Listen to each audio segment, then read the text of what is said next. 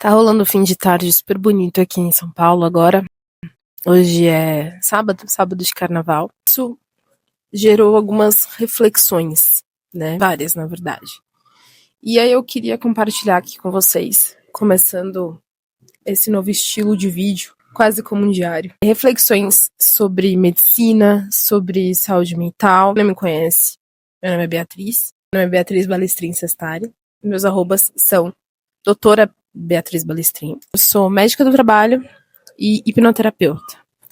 Então eu lido bastante com as questões da medicina relacionadas ao trabalho. Já trabalhei muito em pronto atendimento logo que eu me formei, né, no começo da carreira. E atualmente eu trabalho na parte de medicina do trabalho, com gestão de saúde ocupacional. E atendo muitos pacientes utilizando a hipnoterapia. Gosto muito da área de saúde mental e isso me leva a várias reflexões referentes à medicina de uma forma geral. E eu gostaria de trazer isso para vocês, gerar essa reflexão em vocês. Esse tipo de conversa, esse tipo de conteúdo, ele é mais gostoso de ser visto, é mais tranquilo, enfim. Uma reflexão que eu tive, que eu achei que seria muito legal de compartilhar aqui com vocês, sobre doenças de uma forma geral, sobre o enfrentamento de doenças, o tratamento de doenças e também o tratamento da saúde mental. A gente, infelizmente, vive numa sociedade que ainda hoje, muito menos do que antigamente, claro, mas ainda hoje condena a saúde mental, né? Falo isso de experiências pessoais muito próximas, do tipo... pra que eu preciso fazer terapia? Não, eu tô bem. Não, terapia é pra gente desequilibrada. E isso ainda é muito triste de ouvir nos dias de hoje. Todos nós precisamos cuidar da nossa saúde mental. Não significa que a gente tenha passado por grandes traumas, não é necessário que você tenha passado por grandes traumas ou tenha doenças diagnosticadas, né, depressão, ansiedade, transtornos de uma forma geral, para que você faça o acompanhamento terapêutico. O acompanhamento terapêutico é para te dar ferramentas para lidar com as coisas do dia a dia, né, coisas básicas. Isso facilita muito a nossa vida. Mas o que eu quero trazer aqui de reflexão e de conhecimento é que estar com a saúde mental boa, cuidar da sua saúde mental, potencialize muito o cuidar de doenças crônicas, sejam elas quais forem. E eu vou trazer aqui dados técnicos, dados científicos, de maneira muito simples, para que vocês consigam entender como, de fato, cuidar da saúde mental influencia no cuidado com doenças, né? Doenças crônicas de uma forma geral. Com certeza vocês já escutaram, né, muitas vezes, diante de um diagnóstico de uma doença, de uma dor crônica, com certeza vocês já escutaram muitos termos do tipo: vamos vencer essa luta, vamos lutar contra tal doença, vamos atacar o problema, sempre se referindo a como se fosse um campo de batalhas. Mas existe um ponto muito especial, é a psiconeuroimunologia. Mas o que é a psiconeuroimunologia? PNI é a área que estuda a comunicação entre o sistema neurológico, endócrino e imunológico. Ou seja, ela investiga como os pensamentos, as emoções e os comportamentos afetam na saúde física e na capacidade de combater doenças. E uma das verdades que a PNI mostra, diante dos estudos que ela promove, é que o nosso corpo não tem capacidade de combater doenças estando num campo de batalhas, estando num movimento de guerra. A gente tem mania de pensar na doença do órgão como uma coisa isolada, como alguma coisa muito pontual. E a verdade é que esse órgão, ele vive dentro de um ecossistema pulsante e vivo, que é você. E esse ecossistema, ele não é governado por um comprimido, por um bisturi. Ele é governado pelo seu estado neuroquímico interno. O que é esse estado neuroquímico interno? É como as questões estão dentro de você, né? As questões químicas estão dentro de você. Os hormônios, os marcadores, as substâncias, falando de uma forma bem simples para todo mundo entender. Imagina que o seu corpo é um canteiro de obras, por exemplo. E aí a arte de curar doenças, combater vírus, combater infecções, tudo é realizado nesse canteiro de obras. Mas pensa só, imagina que os trabalhadores estão lá nesse canteiro de obras, trabalhando, e de repente soa um alarme, do nada. O que naturalmente esses operários vão fazer? Eles vão largar tudo e sair correndo pela saída de emergência mais próxima. Vão abandonar tudo. Essa obra vai parar. Ou seja, A cura, ela é interrompida quando a luta pela sobrevivência é prioridade. Quando soa um alarme, um alerta, o seu corpo entende que ele precisa sobreviver àquele alarme, àquele alerta.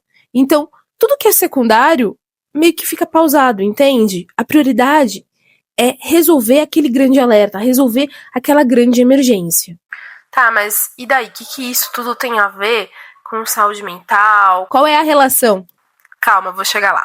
Esse alarme que tocou nessa obra é o que a gente chama de estado de ameaça. Então, quando você vive mergulhado na ansiedade, nos traumas, sem se cuidar, sem procurar ajuda para ressignificar esses traumas, para trabalhar tudo isso que precisa ser trabalhado, é como se no seu cérebro, mais especificamente na amígdala cerebral, ficasse apertado 24 horas por dia o botão de alerta. E aí, tem um eixo no nosso corpo super importante que a gente chama de eixo HPA, hipotálamo, pituitária e adrenal. Esse eixo, ele é responsável por aumentar os níveis de cortisol do nosso organismo. Em doses curtas, esse cortisol pode salvar vidas.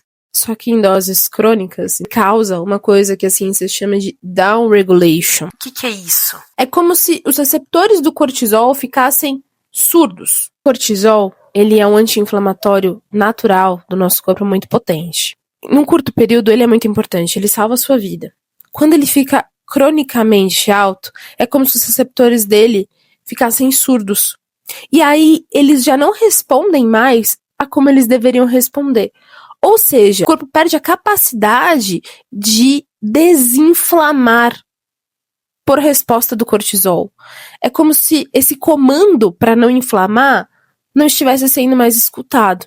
E aí a gente fica num processo de cortisol muito alto e um processo inflamatório contínuo. A gente chama de inflamação sistêmica de baixa intensidade. O nosso corpo fica exausto, biologicamente incapaz de focar na regeneração celular, na regeneração das doenças. Porque ele está ocupado demais tentando não sucumbir a uma ameaça, que mesmo que seja emocional, seu corpo acaba interpretando como um ataque físico iminente, que vai acontecer a qualquer momento. E aí a gente bate naquele preconceito agora, de que a terapia só serve para conversar e se sentir um pouquinho melhor. E esse preconceito, ele é muito perigoso. Junto com aquele preconceito de que eu não tenho nenhum problema mental, eu não sou doido.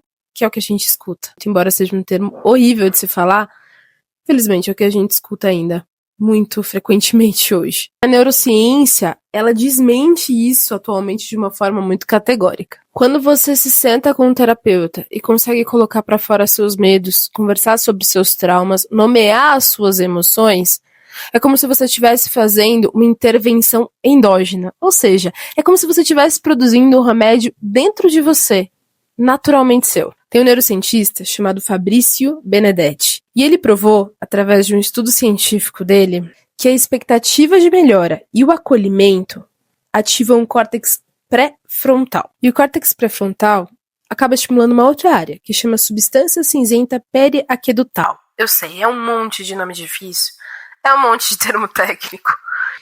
E tudo isso para dizer o quê? Muito embora seja um monte de termo técnico, o que tudo isso significa? A função é muito prática. De uma forma bem simples, é como se fosse a sua fábrica interna de dopamina e opioides. Bom, de uma forma bem resumida e muito prática, é como se a nossa segurança mental, ela desliga a inflamação do nosso corpo, generalizando, de uma forma bem simples para vocês entenderem. Então a saúde mental, ela não pode ser vista como um extra. Ela tem que ser vista como uma prioridade, uma ajuda muito fundamental no tratamento de doenças, de uma forma geral. Tem um provérbio que diz que o nosso corpo, ele não vai gastar energia reformando a casa se ele acredita que essa casa vai ser bombardeada a qualquer momento. Não faz sentido, entende? E aí quando você está num tratamento a longo prazo, seja de um câncer, de uma doença crônica, qualquer molécula de energia é muito, muito importante nesse tratamento. Então, se o seu corpo está drenando energia por conta de saúde mental, seja uma depressão, seja crises de pânico, traumas não resolvidos, você está drenando a energia que ia ser usada na cura, na recuperação do seu corpo. Mas antes da gente continuar aqui esse assunto, faz o seguinte, se inscreve no canal, ativa o sininho para você receber as notificações dos vídeos novos. curte, compartilha, escreve qualquer coisa aqui, comenta. Pode ser um joinha, pode ser um coraçãozinho, uma palminha, até uma carinha triste se você não gostou tanto. Isso ajuda que o vídeo chegue a mais pessoas, alcance mais pessoas, isso vai ajudar o meu canal e vai ajudar outras pessoas a se conscientizarem, a cuidarem mais de si, da própria saúde mental. Além disso, eu quero que vocês comentem aqui embaixo quais os próximos assuntos que vocês querem que eu diga, que eu traga aqui nesse novo formato de conversa, desabafo, diário, enfim, vamos definir esse novo formato juntos aqui, o formato que vocês mais gostam. Comenta aqui embaixo, tá bom? Além disso, é muito importante deixar claro que nós, seres humanos, somos seres que precisam de interação social, precisam de conexão. O vínculo humano, não só o vínculo humano, mas o vínculo com seu animal de estimação também, eles estimulam a liberação de um hormônio chamado ocitocina, que muitas vezes já foi chamado de hormônio do amor, hormônio do abraço, hormônio da felicidade, já foi apelidado de várias coisas. Mas o que a ocitocina faz de tão importante? Esse hormônio, ele é um potente regenerador celular, ou seja, isso reforça o quão importante é essa conexão no tratamento das doenças. Quando você escolhe cuidar da saúde mental enquanto você está tratando uma doença, não é sinal de fraqueza. É sinal de estratégia metabólica. Quando você decide que o seu corpo não vai ser governado pelo medo cego, e sim pela consciência lúcida. Um corpo, quando está em paz, que ressignificou traumas, cuidou de dores, é um corpo que está saindo do modo sobrevivência e está partindo para o modo viver. Então permita que a sua mente ofereça ao seu corpo a trégua que ele tanto está pedindo. No fim das contas, a cura mental não é uma coisa que a gente faz contra a doença. É algo que a gente constrói a favor da nossa própria vida.